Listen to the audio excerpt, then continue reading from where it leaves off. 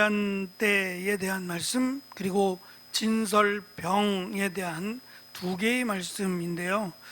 앞에서 우리가 절기에 대해서 살펴보았습니다. 유월절도 있고요, 또 초막절도 있고 칠칠절도 있습니다.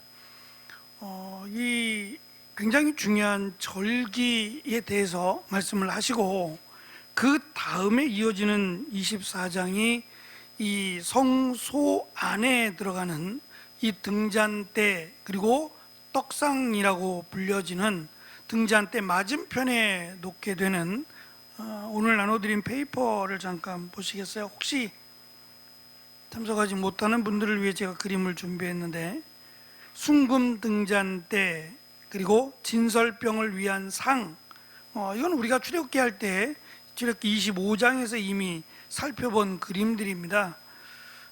기억이 나실 건데, 이 그림들을 한번 기억하시면서 오늘 내용을 살펴보면 좋을 것 같습니다. 먼저 이 등잔대인데요, 글씨가 보이실래나요? 페이지에 있으니까. 이것도 작나요? 이 등잔대가 그 금으로 만들어진 등잔대입니다. 처음부터 끝까지. 그러니까 나무에다가 금을 붓는 게 아니라 아예 금을 주조해서 만든 겁니다. 그러니까 전체가 다 순금이어야 돼요. 그리고 1달란트로 제작이 됐다 그러니까 약 34kg입니다. 34kg으로 제작이 됐는데, 이제 좀 글쎄요, 이거를 조립할 수 있는 건지 조립할 수 없는, 그냥 이 상태로만 보관해야 하는 건지요. 왜 제가 이런 질문을 드리냐면, 이 순금 등잔대를 이동시키는 게 아니에요. 물론 진을 옮길 때는, 이스라엘 백성들이 움직일 때는 모든 이 성물들을 같이 가지고 움직여야 돼요. 그 레위 지파가 따로 있단 말입니다. 성물들을 운반하는 레위 지파들이 있을 것이고, 또 이것을 담당하는 사람들이 돌았을 거예요. 한 사람만이 아니라 레위 지파에서 이것을 요번에 움직일 때는 누가 담당하고, 이것을 움직일 때는 누가 담당하고, 이렇게 돌렸을 가능성이 많은데, 이게 잘못 움직이게 되면 약해 보이잖아요. 부러질 수도 있고, 그럼 부러지면 떼우면 되냐? 그것도 안 되잖아요. 아예 그냥 통으로 만들었다면, 조립하는 거라면 다른데 그냥 따로 떼서 보관해서 움직이면 편하니까. 근데 이게 하나의 주물로 된 거라면, 넘어지기라도 하면 저건 다시 만들어야 되는 겁니다. 처음부터. 쉬운 일이 아니죠. 또 한 가지 문제는 뭐냐면, 오늘 말씀 1절부터 시작되는 내용이 올리브 기름이에요. 감람유라고 설명되는 올리브 기름의 순결한 기름이에요. 아주 정제된 깨끗한 기름이라서 이 기름을 지금 위에 그 7개의 금촛대가 보이고 잔이 보이잖아요. 등잔이 잔이 보이는데, 여기다가 이 올리브 기름을 넣는 거예요. 순전한 올리브 기름을 넣고 불을 피울 거예요. 불을 킬 거란 말입니다. 용도는 불을 켜놓는 거예요. 밝히는 겁니다. 성소가 이 지성소로 들어가기 바로 전에 있는 성소를 한번 기억해 보시면 3겹에서 4겹에 이렇게 성소를 둘러쌌어요. 해달의 가죽이라든지 이런 것들로 3겹에서 4겹을 이렇게 둘러쌌단 말입니다. 그러면 그 안에 들어가면 깜깜할 거예요. 햇볕이 전혀 들어오지 않습니다. 깜깜할 거예요. 그래서 이 안을 비춰주지 않으면 어떻게 보겠어요? 그래서 환하게 비춰주기 위해서, 또 이 빛이 마치 하나님이 우리를 얼굴빛으로 비춰주시는 것처럼 우리를 비춰주시고 지켜주시고 라고 하는 그런 의미로 불을 켰는데요, 2절에 보면 끊이지 말고 등잔불을 켤지며 라고 되어 있고, 저녁부터 아침까지 항상 등잔불을 정리할지니, 이런 식으로 되어 있단 말이에요. 그러면 낮에는 안 켜느냐? 말씀드린 것처럼 깜깜해요. 그러면 안식일 날 또는 대제사장이 대속죄일 같은 경우 지성소에 들어가는 그 날만 등잔대에 불을 켤 거냐? 안식일 날은 무조건 켜야 되는 거예요. 등잔대에 불을 켜야 되는 것뿐만 아니라 떡상에 있는 떡도 빵이에요. 떡이 아니고 빵인데 떡상이 참 상에 있는 빵 6개씩 2줄을 6개씩 세보시면 6개거든요. 호떡같이 생겼죠? 호빵이라고. 참 이게 호떡은 아니고요. 왜 좀 마른 호빵 같은 거 있죠? 마른 호빵. 우리가 흔히 공갈빵이라고 하는 건데 이제 그게 아니라 이게 꽉 채워진 빵이에요. 딱딱하고요. 꽉 채워진 빵 6개를 여기다 넣는데 이 빵 하나가 4.4리터예요. 크기로 계산하지 않고 무게로 계산했는데 4.4리터예요. 들어보면 4.4리터의 무게가 나간대요. 크기도 클 거란 말이에요. 페트병 하나가 1리터예요. 근데 그거를 2개, 4개가 되는 거잖아요. 그러면 빵 하나가 크다는 얘기예요. 이건 지금 우리가 볼 때는 아유 저거 그냥 하나 먹어도 저거 다 먹어도 뭐 이렇게 생각할지 모르지만 빵 하나가 4.4리터나 된다 그러니 작은 건 아닐 거란 말이에요. 더군다나 계속 위에다가 빵을 쌓아야 되잖아요. 6개를. 근데 이게 일주일 동안 보관해야 되는 거예요. 안식일 날이 되었을 때 바꾸는 거니까 그때까지는 그대로 놓고 일주일 안식일이 되면 이걸 바꾸는 거예요. 빵을 물려서 이 빵은 레위인들에게 주는 거고 레위인들만 먹는 거예요. 그리고 다시 새로운 빵을 이렇게 저렇게 진열해 놓는 거예요. 일주일 동안. 그러면 상하면 안 되죠. 그러니까 상하지 않도록 조치를 취하고 뭐 무교병이었을 것이다 라고도 얘기해. 누룩을 넣지 않았을 것이다 라고 얘기하고 어쩌면 그래서 이게 딱딱했을 것이고 왜냐하면 먹기 위한 빵이 아니잖아요.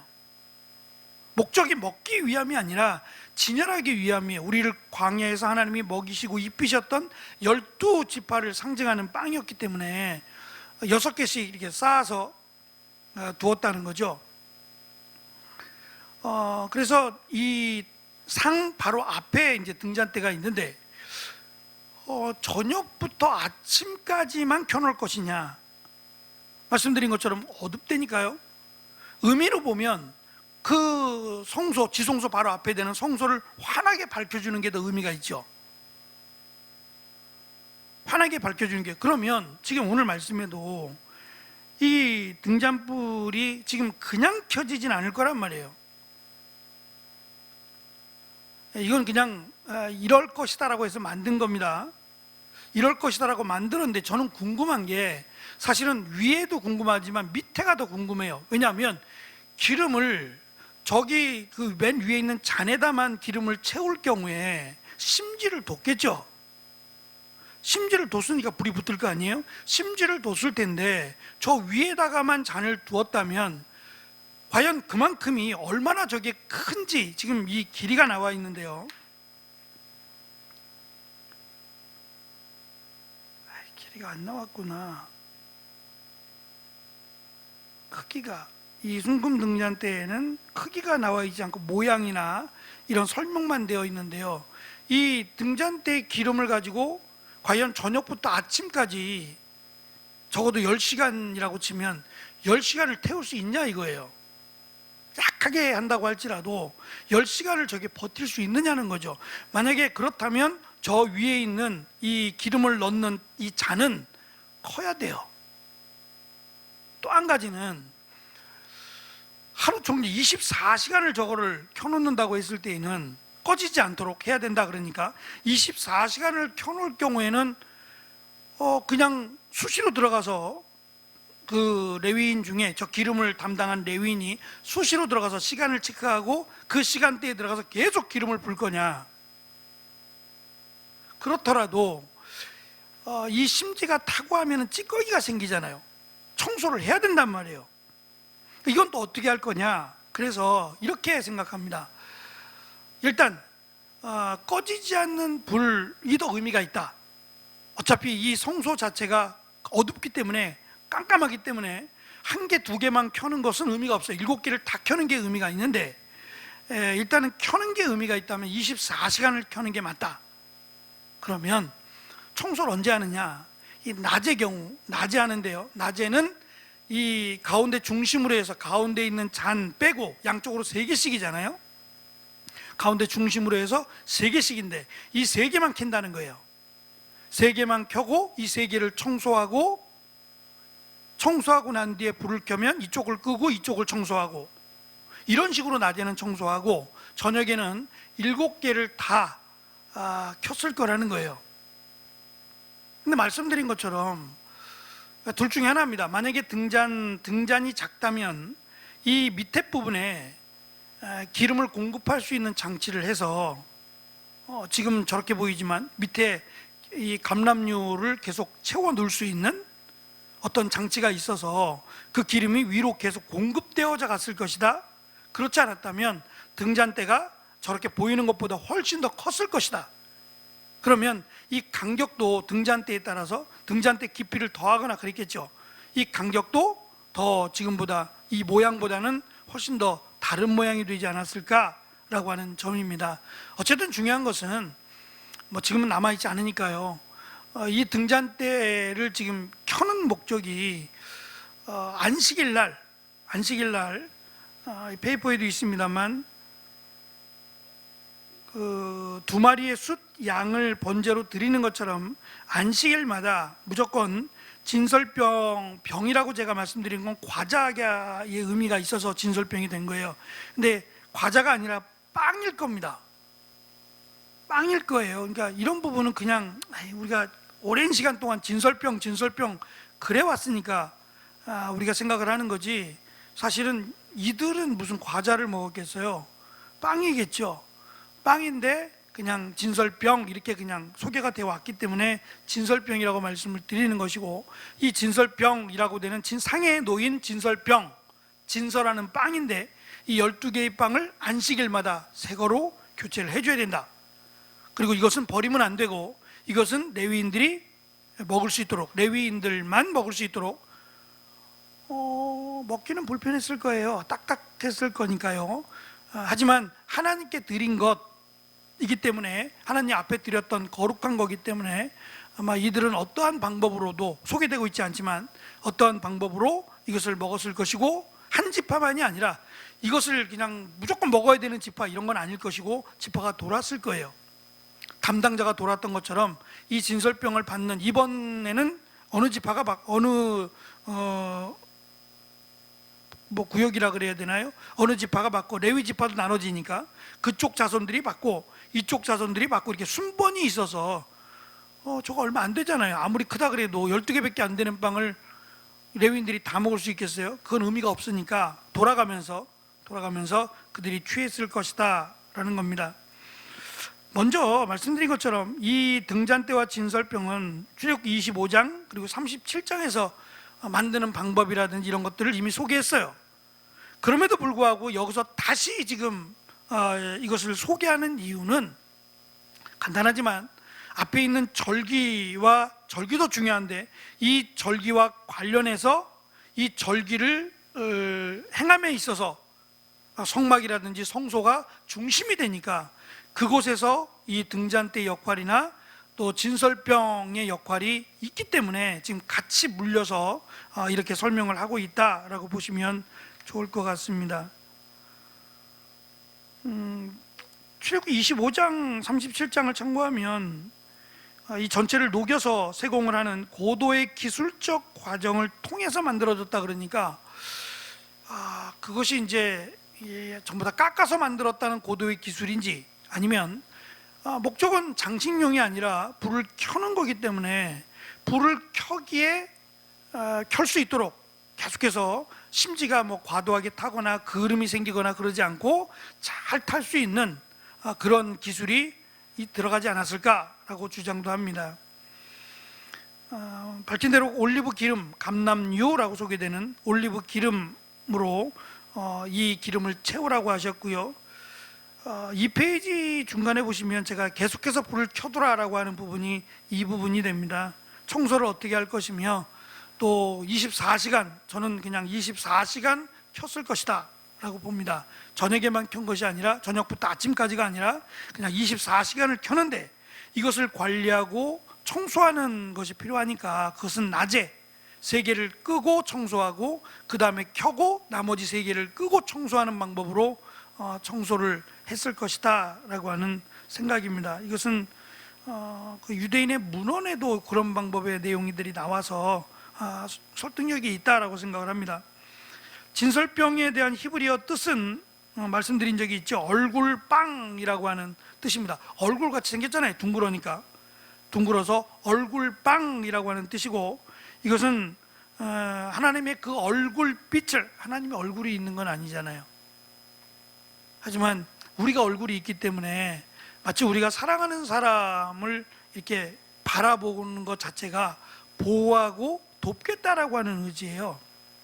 싫으면 쳐다도 안 보잖아요.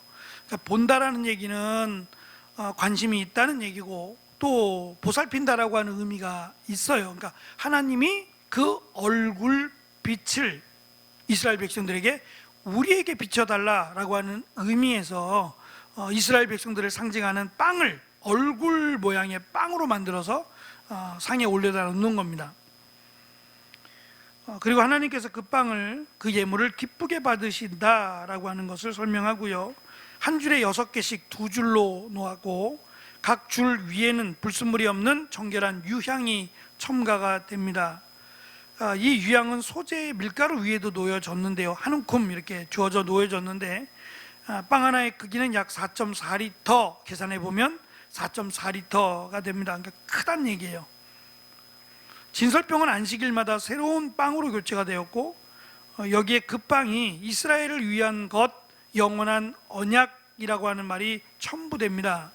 안식일마다 새로운 빵을 올리고 물린 빵은 제사장들이 먹었습니다. 진설병은 구약에서 무교병이라고 하는 언급은 없지만 유대 문헌에는 누룩을 넣지 않은 빵, 그럼 딱딱하죠? 딱딱한 빵이었을 것이다 라고 하고요. 또 그 상하지 않도록 그들이 특별한 어떠한 그 제조법을 했을 것이다 라고 해요.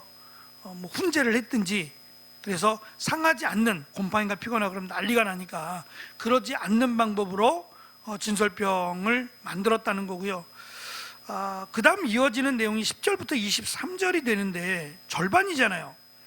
거의 절반에 해당되는 내용이 이 동해동형법이라고 하는 눈은 눈으로, 이는 이로라고 하는 부분이에요. 그러니까 오늘 말씀에도 있죠. 20절 보면 눈은 눈으로, 이는 이로라고 하면서 일단 첫째, 사람을 죽인 자는 죽어요. 눈은 눈으로, 이는 이니까 사람을 죽인 자는 죽어요. 물론 여기에 이제 한 가지 레위기에서 밝히지 않는 전제가 있어요. 그거는 이제 고의로라고 하는 부분과 실수로라고 하는 부분이 나누어져요. 그러니까 의도적 살인, 고의로 하는 고살죄라고 하는 고의로 사람을 죽인 죄는 무조건 죽음으로 갚아야 돼요. 이거는 신분이고 나이고 뭐고 없어요.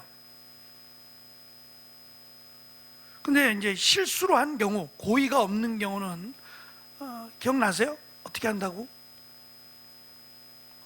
그렇죠. 도피성으로 가서 그것을 재판하는 제사장이 죽을 때까지 못 나와요. 그러니까 이 사람은 나쁜 마음을 먹으면 제사장 빨리 죽었으면 좋겠다 그럴지도 몰라요. 그래야 자기가 나갈 수 있으니까. 어쨌든 뭐 실수를 한 것이 아니다라는 것이 증명이 돼야 되고, 그 증명이 되면 이 고의로 행한 것이 아닌 것을 그런 식으로 도피성으로 보내서 그곳에서 재판을 담당하는 제사장이 죽을 때까지는 나오지 못한다라고 하는 것이 이제 출애굽기의 내용이고, 레위기서는 그 부분을 설명하고자 하는 게 아니라 한 예가 지금 기록되어 있어요. 그 예가 뭐냐면 10절부터 이어지는 내용인데, 이스라엘 자손 중에 어머니는 이스라엘 여인이에요. 단지파 디브리의 딸 슬로밋, 이렇게 설명되는 이 단지파의 아들이 될 것이고, 아버지는 애굽 사람이에요. 그러면 이제 순수한, 이때 당시에는 아버지 혈통이거든요. 구약 시대는 아버지 혈통이에요. 그리고 신약 시대에는 어머니 혈통이에요. 지금 이스라엘 백성들은 어머니 혈통입니다. 그러니까 어머니가 유대인이면, 아버지가 한국 사람이고 어머니가 유대인이면 얘는, 태어난 아기는 이스라엘이에요. 유대인이에요. 목의 혈통을 따라요. 그러나 구약에서는 북의 혈통이에요. 아버지가 누구냐가 중요해요. 어머니보다 아버지가 누구냐가 중요한데, 이제 그렇게 봤을 때 아버지가 애굽 사람이다라고 하면 이 뭐 레위인은 분명히 아니고요. 정상적인 이러한 그 제대로 된 지파에서 높은 위치에 있는 사람은 분명히 아닐 거예요. 근데 그가 이스라엘 사람과 어떤 이유로 싸우다가 여호와의 이름을 모독하며 저주를 했어요. 그가 아버지가 애굽 사람이고 어머니가 이스라엘 사람인 그 남자가 이스라엘 사람들과 다투다가, 진영에서 싸우고 다투다가 하나님의 이름을 모독하며 저주했다면 그걸 어떻게 해야 되느냐에 대한 설명이에요. 꽤 긴데 결론은 그거예요. 죽이라예요. 지금 이 동해동영법이라고 하는 거요, 한 번 더 보시면 21절, 짐승을 죽인 자는 그 짐승의 가치가 있어요. 나이라든지 건강이라든지 이런 걸 따져서 이 짐승이 얼마라는 것이 결정이 되면 갚아주면 돼요. 갚아주면 됩니다. 내 짐승을 죽이는 게 아니라 이 내가 죽인 짐승, 손해를 입힌 그 값을 대신 치러주면 돼요. 하지만 이 사람을 죽인 경우는 방법이 없죠. 갚을 수 있는 게 없어요. 물질로 이거는 해결이 안 돼요. 그 사람이 죽는 거예요. 그 방법밖에 없어요. 근데 하나님을 모독하고 저주했을 경우에 사람들이 그를 모세에게 데려갔는데, 재판관에게 데려갔을 때 이 사람이 저주했다라고 말한 증인들 최소한 2명 이상이어야 돼요. 2명 이상의 사람들, 5명이 들었어요. 우리가 들었다, 분명히 들었다, 얘가 하나님을 모독하고 저주하는 것을 우리가 분명히 들었다. 5명이 그럴 경우에는 이 말한 사람을 앉혀놓고 5명이 그 사람 머리 위에 손을 얹어요. 빌라도가 예수님 재판할 때, 마태복음 다 읽으신 분은 아실 텐데, 예수님을 재판하면서 죽이라고 막 그러니까 자기는 살려주고 싶은데 죽이라고 자꾸 그러니까 이 물 담은 그릇을 갖고 오라 그러면 손을 씻죠. 손을 씻고 나는 죄가 없다, 이제 이렇게 하면서 보여주는 거예요. 나는 아무 잘못 없다. 너희들이 그런 거다. 너희들이 해달라고 한 거지. 나는 잘못 없다라고 해서 피해 나가려고 하는 거예요. 이거는 아주 그 나쁜 마음인데, 자기는 피하겠다라는 마음인데 피해지는 게 아니에요. 자기의 있는 권한을 이용해서 피하는 거잖아요. 분명히 자기가 로마에서 파송한 총독이면 살인을 재판할 수 있는, 살인에 관해서는 재판할 수 있는 권한이 주어졌어요. 그것 때문에 로마에서 파송을 한 거거든요. 그러니까 대제사장이나 종교 지도자들이 자기들이 죽일 수 있어요. 레위기법 또 모세의 율법을 적용시켜서 죽일 수 있다고요. 얼마든지. 하나님을 모독했다 그랬으니까 죽이면 돼요. 근데 안 돼요. 이때는 예수님 당시에는 안 된단 말이에요. 로마의 포로가 된 상태에서 이스라엘은 이 사람을 죽일 수 있는 재판권이 없었어요. 로마가 안 준 거예요. 그러니까 그것만큼은 로마 총독의 권한에 두었어요. 그러니까 자기가 안 된다고 하면 폭동이 일어나더라도 안 되는 겁니다. 근데 자기가 허락을 한 거잖아요. 이미 너희 뜻대로 하라고. 그들이 폭동을 일으킬까 봐 두려워서 허락을 한 거기 때문에 나는 죄가 없다라고 말할 수 없어요. 다시 말하면 하나님을 모독하고 저주한 죄는 살인죄와 같다는 거예요. 지금 여기 레위기 24장에서 강조하는 것은 하나님을 모독하고 저주한 것은 살인죄와 같다. 사람을 죽인 것, 그러면 내가 죽어야 되는 것처럼 하나님을 모독하고 하나님을 저주한 것은 하나님을 마치 죽인 것과 같은 것으로 연결했다는 거예요. 하나님 죽지 않아요. 죽지 않지만 하나님은 이렇게 강하게, 그러니까 혹이라도 농담이라도 절대로 하나님을 모독하거나 하나님을 저주하지 말도록. 그래서 예수님께서 그런 말씀하셨죠. 이제 불리할 경우 이제 맹세라는 것을 이용하는데요. 맹세할 때 뭐 지금처럼 뭐 서면으로 막 기록하고 그러면 더 확실할 수 있는데, 이제 그렇지 못할 때니까 중요한 사람의 이름을 들어서 맹세를 해요. 예를 들면 부모를 두고 맹세하면 그 맹세를 어길 경우 부모를 수치스럽게 하는 거잖아요. 이건 아주 큰 죄에 해당되는 거거든요. 근데 일단 내가 살고자 부모의 이름을 들어서 부모의 이름을 두고 맹세하겠다라고 하는 경우, 또는 뭐 조상들의 이름을 걸고 심지어는 하늘을 걸고 뭐 땅을 걸고 뭐 여러 가지를 걸고 맹세할 경우 맹세할 수 있어요. 근데 못 지키면 어떻게 되냐는 거예요. 못 지키면, 네? 지키고 싶지 않아서가 아니라 못 지키게 되면 결국 그 맹세한 대상이 수치스럽게 되는 게 아니냐는 거죠. 그러니까 하나님의 이름을 두고 맹세하지 말라는 거예요. 그냥 예면 예, 아니면 아니오라고만 하라는 거예요. 참 어려운 얘기일 수 있습니다만 무언가라도 지금 절박한 마음에 붙잡고 싶겠죠. 그렇더라도 맹세는 하지 마라. 그러니까 지금 이 아까 말씀드린 5명이라고 제가 설명은 드렸지만 2사람 이상 되는 사람이 혹이라도 나쁜 마음을 먹으면요, 저 사람 내가 죽여야겠다 하고 나쁜 마음을 먹으면 2-3사람이 작당할 수 있겠죠. 야, 우리가 봤다 그래, 들었다 그래 라고 작당을 하고 가서 우리가 들었다고 이 3사람이 작당해서, 그럼 어떻게 할 거예요?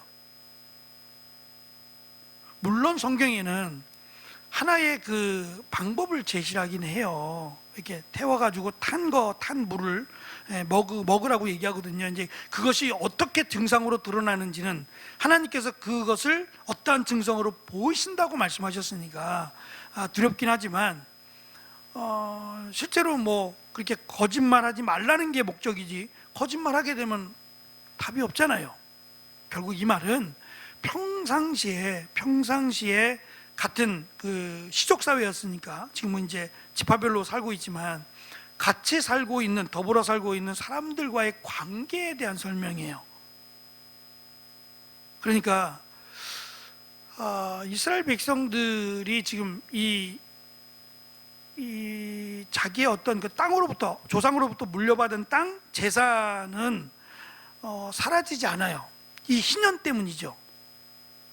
그러니까 뭐 재산을 팔고 내가 가진 모든 것을 다 팔았어요. 그렇더라도 50년이 지나면 자동으로 돌아와요. 자동으로 돌아오는 겁니다. 근데 이것이 이제 게을러서 또는 막 방탕해서 그럴 수 있어요. 근데 그렇더라도 예를 들면 흉년이라든지 또는 뭐 농사를 잘못했다든지 그래서 망할 수가 있잖아요. 근데 말이 50년이니까 50년 동안에 그 다음 세대는 넘어가지 않을 거라고요. 부모님 세대가 지나면 그 다음 세대 자녀들은 그 땅을 다시 회복하게 될 거고, 그럴 경우에 그 자녀들이 그 땅을 어떻게 사용하겠어요? 더 소중하게, 더 잘 사용하려고 노력을 하겠죠. 그러면 잘 되겠죠. 근데 반대로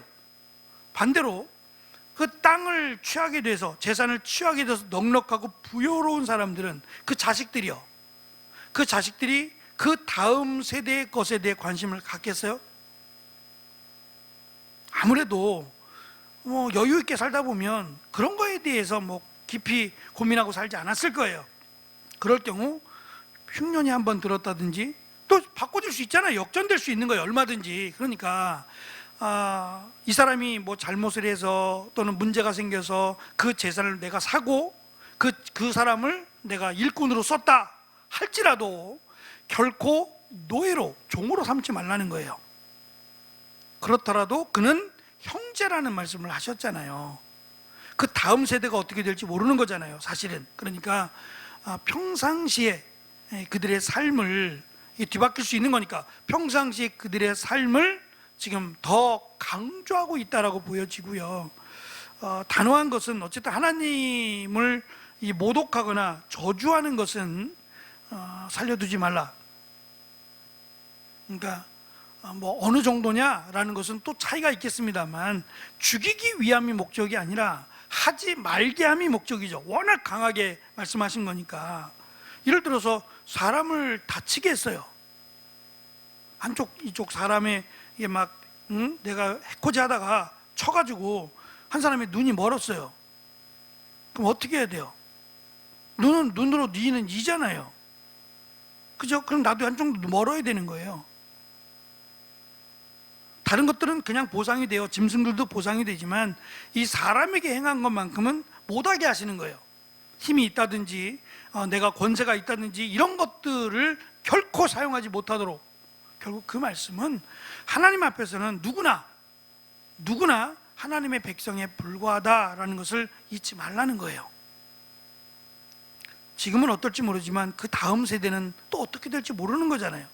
그러니까 하나님 앞에서 누구나 하나님의 백성임을 기억하고 평등하게 대할 것을, 그리고 특별히 하나님을 거역하지 말라라고 하는 의미에서 하나님을 모독하고 저주한다? 저는 이게 그 신앙이라는 게 갑자기 생기는 경우도 있습니다. 믿음이 갑자기 생기듯 그럴 수 있습니다만, 사람이 만들어지고 그 사람이 그 사람으로 세워지기까지에는 오랜 시간의 습관과 그 사람의 삶이 있을 거라고 생각을 해요.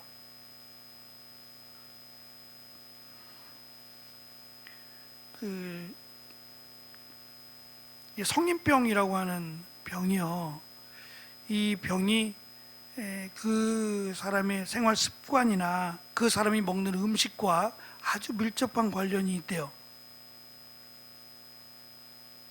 그래서 첫째는 많이 먹지 말 것, 그리고 단백질은 필요한데 이 고기류만 섭취하지, 기름지고 이런 것들만 섭취하는 것을 줄이라는 거예요. 근데 맞아요. 맞는데 잘 돼요? 권사님도 잘 안 돼요? 근데 안 되죠. 아이들 저녁 되면은 강건히 집에 가서 또 치킨 시킬 수도 있는데 안 돼요, 이게. 왜냐하면 저희 애들도 보면은 일주일에 한 번씩은 그냥 이 고기라는 게 튀어나와요. 삼겹살을 구워 먹든 치킨을 먹든 간에 이게 먹어줘야 되나 봐요. 이게 먹었던 게 있기 때문에 그렇겠죠. 먹었던 게 있기 때문에. 그래서 저희 집에 어머니가 해준 물김치가 요만한 게 한 통이 있는데요, 6개월째 되는데 그대로 있네요. 한 번도 안 꺼내요, 얘네들은. 새콤하고 맛있어요. 맛있는데 얘네들은 꺼내줘야 한두 번 이렇게 먹을까 정도지, 자기들이 꺼내놓고 그거를 먹지 않아요. 세 놈이 똑같아요. 이게 결국은 건강하고는 거리가 멀잖아요. 지금 당장은 얘네들이 건강하니까 괜찮지만 나이가 들고 40대, 50대가 이대로 쭉 가면 이건 결국 그냥 병을 얻는 거예요. 그러니까 지금 말씀하시는 이 법이 말씀하신 지금부터 이것이 삶으로 몸에 배어져야지, 그렇지 않으면 하나님의 말씀이 어느 순간 하나님을 모독하고 어느 순간 하나님을 저주하고 그렇게는 안 될 거란 말입니다. 평상시에 신앙이 있다면 누가 하나님을 모독하고 저주하겠어요? 평상시에 신앙이 없을 때 이렇게 되는 거 아니에요? 그래서 사실은 다행인 것도 한국교회는 예배가 참 많아요. 기도하는 시간도 많고 교회 오는 시간도 많아요. 그것이 사실은 한국교회의 부흥을 가져왔는지 몰라요. 외국은 새벽 예배 없고요, 수요일 없어요, 금요일 없고 주일날 한 번 예배 드려요. 하루만 교회가 하는 날이에요. 이거 하루로 신앙생활이 된다? 글쎄 좀 아쉽지 않을까요? 조금 더 하나님 말씀을 집에서 읽고 묵상하고 그렇게 살려고 노력하고 그것도 필요한데, 조금 더 우리에게 주어진 시간 속에, 삶 속에서 이렇게 금요일도 나와서 수요일도 새벽에도 나와서 함께 말씀 읽고 기도하는 것이 결국은 우리의 신앙의 모습을 만들어낸다는 거죠. 그래서 하나님의 이 말씀 굉장히 단호합니다. 너희가 하나님을 모독하고 저주하면 죽이라 라고 하는 강한 말씀은 결국 이들에게 하나님께로 가까이 나아가게 하는 하나님의 그 사랑의 명령이지, 정말 이들을 죽이기 위한 명령이냔 말이에요. 그랬다면 한마디라도 하면 죽이라 이렇게 됐을 거예요. 농담식이라도 조금이라도 말하면 죽여버리라고 이렇게 말했을 게, 그렇지 않잖아요. 지금 어느 정도의 범위를 얘기하지 않죠. 하나님을 모독하고 또 하나님을 저주. 그런데 16절을 잠깐 보시면 우리가 읽을 때 십계명에서는 여호와의 이름을 망령되이 일컫지 말라 했거든요. 근데 여기서는 24장 16절은 여호와의 이름을 회방하면 이렇게 돼 있어요. 이거는 모독이나 저주보다 약해요. 훨씬. 모독이나 저주는 하나님을 인정하지 않는 거예요. 근데 회방이라는 것은 자기의 생각이 앞서가는 경우예요. 이건 아닌데요, 하나님. 이거는 맞지 않는데요? 라고 하는 것이 하나님의 말씀을 방해하는 거잖아요. 회방하고 방해한다고 할 때는 하나님의 말씀에 순종하지 않는 걸 의미하잖아요. 근데 여기서 그럼 죽이래요. 근데 실제로 우리가 출애굽기에서 이스라엘 백성들이 순종하던가요? 하나님 말씀 회방하지 않았어요? 심지어 모세도 그랬잖아요. 아론도 그랬고. 그럼 다 죽었어야 된다니까요. 우리도 그렇죠. 우리도 하나님 말씀에 순종하지 않으면 죽일지니. 그러면 여기 남아있으면 아무도 없는 것 같은데 저는. 예.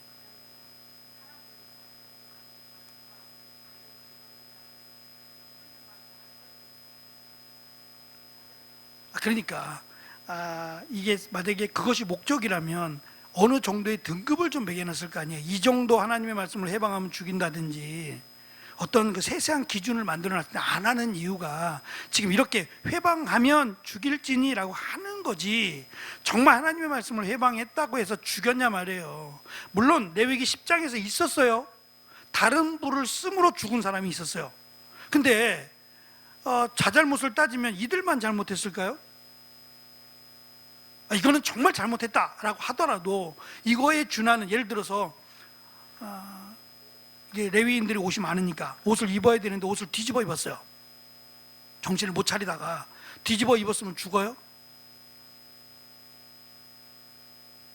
그러니까 하나님 앞에서 큰 죄 작은 죄를 논할 수 없으니까, 그러니까 목적이 그거죠. 지금 이 나답과 아비후의 경우에는 이 다른 불이 설명하고 있는 우상과 관련된 것을 가지고 왔기 때문에 강력하게 처벌하신 것이지, 정말 그들이 제가 한번 말씀드린 적이 있나요? 제가 처음은 아닌데 이 방배동 쪽에서 전도사 할 때, 집이 창동이었는데 전도사 할 때 그때 목사님이셨고 저는 늦게 전도사가 됐잖아요. 나이 차이는 저하고 많이 차이 안 나요. 많이 안 나는데 제가 7년 늦었잖아요, 신학을. 그러니까 그때 전도사였는데 이분은 목사님이셨어요. 저보다 한 6, 7살 정도 차이가 나는 것 같은데, 근데 이 목사님이 말을 좀 함부로 하는 경향이 있어요. 제가 봐도 이 말 때문에 하여튼 말 때문에 안 되는데, 한 권사님 집 신방을 갔는데 권사님이 넘어지신 거예요. 넘어지셨는데 앞으로 넘어지셔가지고, 이 멍이, 어른들은 멍지면 잘 안 지어져요. 금방 안 돼. 여기 멍이 드신 거예요. 포렇게 멍이 딱 봐도 보여요. 그러면 뭐라 그래야 돼요? 권사님 많이 아팠겠다. 딴 데 다친 데는 없어요? 괜찮고? 이렇게 물어봐야 되는 거잖아요. 그게 보통이죠. 이 목사님 하는 말, 아들이 때렸어요? 이것 때문에 이분 쫓겨날 뻔했어요, 교회에서. 저는 쫓겨나도 할 말이 없어요. 세상에 무슨 생각으로 그렇게 말해요? 아니, 이 권사님이 아들한테 맞는 권사님이에요? 설령 그렇더라도 이렇게 말하면 안 되죠. 그러니까 막 진짜 화가 나신 거예요, 권사님이. 세상에 어떤 자식이 어머니를 때리냐고, 어떻게 그래, 내 자식을 뭘로 알고 이렇게 말을 하는 건. 어휴, 교회가 한바탕 아주 그냥 회오리 쳤어요. 이제 이런 경우, 이건 아니지 라고 말하면 죽냔 말이에요. 왜냐하면 부모를 공경하지 않고 부모를 모욕되게 하면 죽었거든요, 구약에서. 그러면 어머니 아들이 때렸어요? 이러면 죽는 거예요, 그냥. 구약의 법대로 하면. 그랬겠냐 말이에요. 하나님이 법을 강하게 하셨지만 강하게 하심으로 지키라고 하시지, 정말 죽이기 위해서 하나님이 뭐 지나치면 정말 고의적으로 하거나 하나님을 시험하거나 그런 경우는 또 모르겠습니다만, 제가 성경을 보면서도 이랬으면 나만 할 사람이 세상에 어디 있겠냔 말이에요. 다 죽었어야지. 그러니까 죽이려는 목적은 아니다. 특별히 지금 레위기에서 절기를 지키라는 것, 그리고 이 진설병에 대한 부분, 그 다음에 그 금초대에 대한 부분을 말씀하시면서 이런 것들이 사실 절차가 좀 복잡해요. 이런 거 안 하고 싶지 않겠어요? 이거 잘못하면 죽는다 그러면 안 하고 싶잖아요. 그런데 하나님은 이렇게 하게 하심으로 하나님의 백성답게 살고 하시는데 목적이 있어요. 그러니까 죽을 찐이라고 하신 것은 죽이기 위함이 아니라 꼭 지켜야 될 때, 꼭 지켜야 되는 법은 하나님이 이렇게 강하게 하셨다라고 이해하시면 좋을 것 같습니다. 기도하겠습니다.